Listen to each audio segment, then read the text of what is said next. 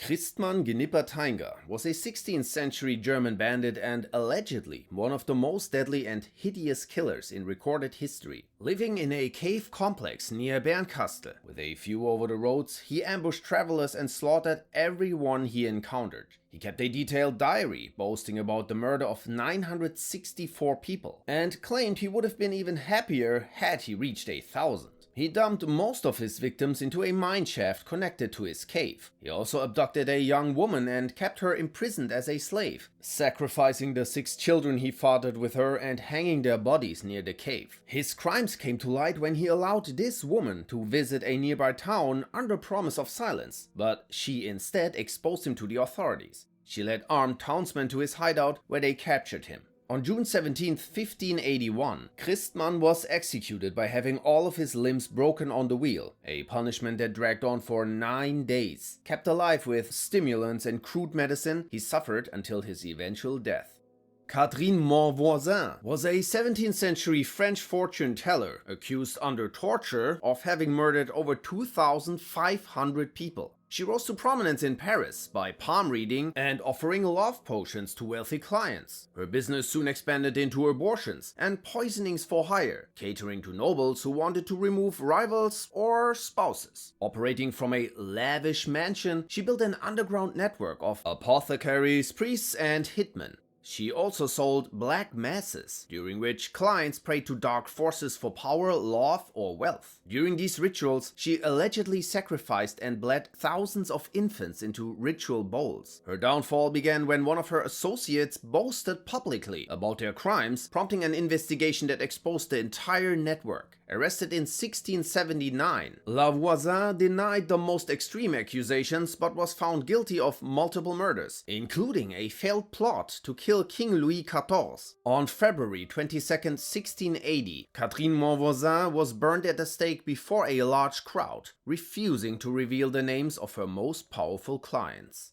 Procrustes, known as the Stretcher, was a bandit and smith from Attica in 8th century BC Greece, portrayed as one of the earliest serial killers. He lived by a busy road near Athens and lured dozens of travelers into his home with offers of food and rest, only to murder them in his infamous iron bed. If a guest was shorter than the bed, he stretched their body to fit. If taller, he cut off their limbs. No one ever matched the bed's length, and all his victims died in agony. His crimes ended when Theseus encountered him on his journey to Athens and punished him using his own method, forcing Procrustes to fit his own bed. The term Procrustean bed has since become a metaphor for forcing things or people into unnatural conformity. While many regard the story as a myth, some historians suggest it may have stemmed from real events later woven into legend. Melchior Hedloff, aka the Melchior Shooter, was a 17th century Polish highwayman and alleged cannibal with one of the most painful executions ever. Born in 1606 in a small village, his early life was shaped by the devastation of the 30 Years' War. He served as a soldier but later deserted, turning to poaching and robbery. What began as petty theft soon escalated. Hedloff formed a small gang of bandits that preyed on travelers, merchants, and villagers. Armed with a rifle and a Turkish saber, he murdered his 251 victims with precision. He became especially feared after the assault and murder of a pregnant woman, whose unborn child he allegedly ate, believing it would grant him power. For 11 years, Hedloff evaded capture by hiding in dense forests. His wife and daughter eventually betrayed his location under torture. In November 1653, he was finally captured in a small village. His execution in February 1654 was one of the most brutal on record. Dragged through the town square, his fingers were torn off, his skin flayed, and his wounds repeatedly seared to keep him alive. Then his bones were crushed, his heart cut out, and his quartered remains displayed publicly as a warning in case he was still alive. Shenatir was one of the wealthiest men in the Himyarite kingdom in modern-day Yemen, and ruled after usurping the throne around 490 AD. His reign followed a period of instability after King Shaharbil Yafur's death, and quickly became known for brutality and corruption. Arrogant and cruel, he mistreated the remaining Himyarite princes and ruled through fear. Beyond political oppression, Shenatir was infamous for his sick and sadistic crimes. He lured over 20 young boys from noble families to his palace with promises of food and gifts, assaulted them and threw their bodies from the upper floors of his home. This not only satisfied his depravity, but also disgraced rival bloodlines, snuffing out future threats. His reign of terror ended when he invited the last prince, Sura, to his palace. Aware of Shenatir's crimes, Sura hid a dagger in his shoe and, when attacked, stabbed the tyrant to death in his bed. He then decapitated Shenatir and placed his head from the palace balcony. The people of Himyar hailed Sura as a hero and made him their new ruler.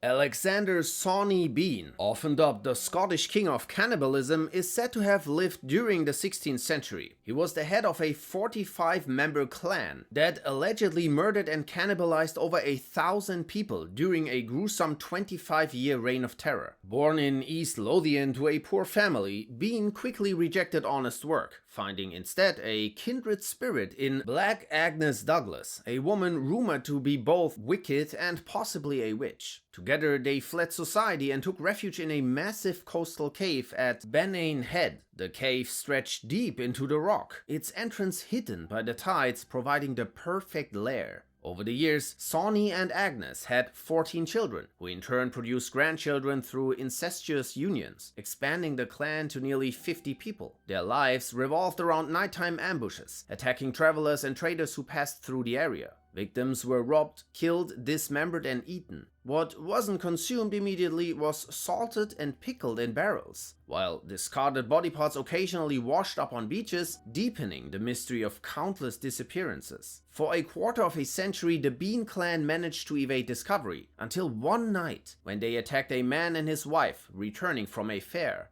The husband fought back fiercely, holding them off until locals arrived, forcing the clan to retreat. The survivor's story spread quickly and word reached the king. A force of 400 soldiers and bloodhounds searched the countryside, until the hounds picked up a scent leading to the cave. Inside they found walls lined with limbs, piles of bones and preserved human flesh. The entire Bean family was then captured and executed without trial. Men were dismembered and left to bleed to death. Women and children were burned alive. Historians debate whether Sawney Bean truly existed or was an invention of English propaganda to vilify the Scots.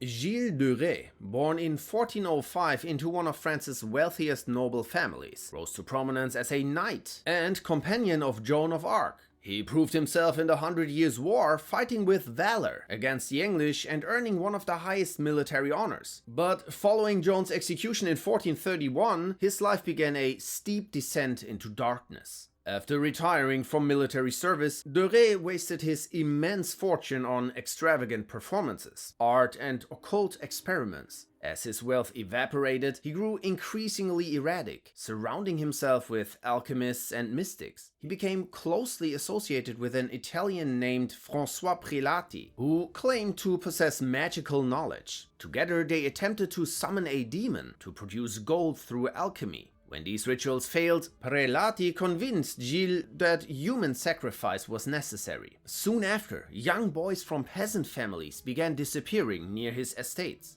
De Rais allegedly lured his victims with promises of food and work, only to torture and murder them in grotesque ceremonies. Witnesses said children were mutilated, their remains burned or buried within the castle walls. He would also collect their heads on stakes and ask his house guests which one they thought was the most beautiful. The crimes went unnoticed for years due to his noble status, but his reckless finances and disputes with the church eventually led to an investigation. In 1440, human remains were found at his property, and de Rais was arrested and charged with the murder of over 140 children. Despite his wealth and rank, he was found guilty. On October 26, 1440, Gilles de Rais was hanged and burned at Nantes alongside two of his servants. While some have argued that his confessions were coerced under torture, most historians agree that he was guilty. Peter Niers was one of the most disturbing figures in criminal history, accused of committing 544 murders across 16th century Germany. Among his alleged victims were 24 pregnant women, whose unborn children were taken from their wombs. Their remains said to be used in occult rituals and cannibalism. Niers was part of a roaming network of bandits who preyed on travelers and remote villages. He was also rumored to have practiced black magic and to carry a bag filled with the hearts and hands of unborn babies, which he supposedly used in rituals to become invisible. Tales spread that his mentor, the killer Martin Stier, taught him these dark arts, and that Niers could shapeshift or vanish entirely. In reality, he was likely just a skilled thief and master of disguise. Captured in 1577, he confessed under torture to 75 murders, but managed to escape. Years later, he was discovered at an inn after forgetting his infamous magic bag, which contained human remains. Niers was arrested again and sentenced to one of the most brutal executions ever. Over 3 days, executioners ripped pieces from his body and poured boiling oil into his wounds, roasted his feet over coals, and finally broke his bones with an iron bar 42 times. Since he was still alive, they cut him into 4 parts.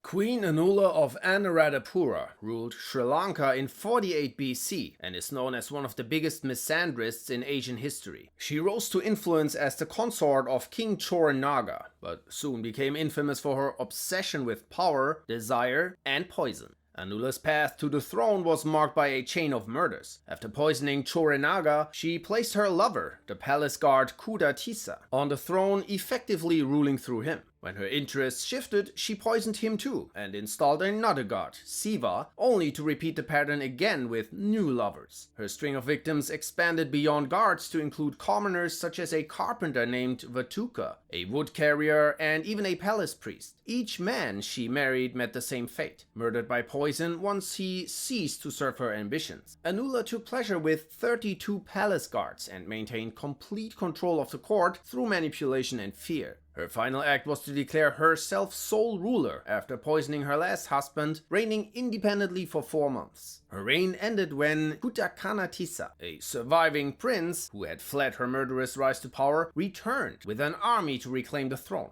He captured Anula and burned her alive in her palace.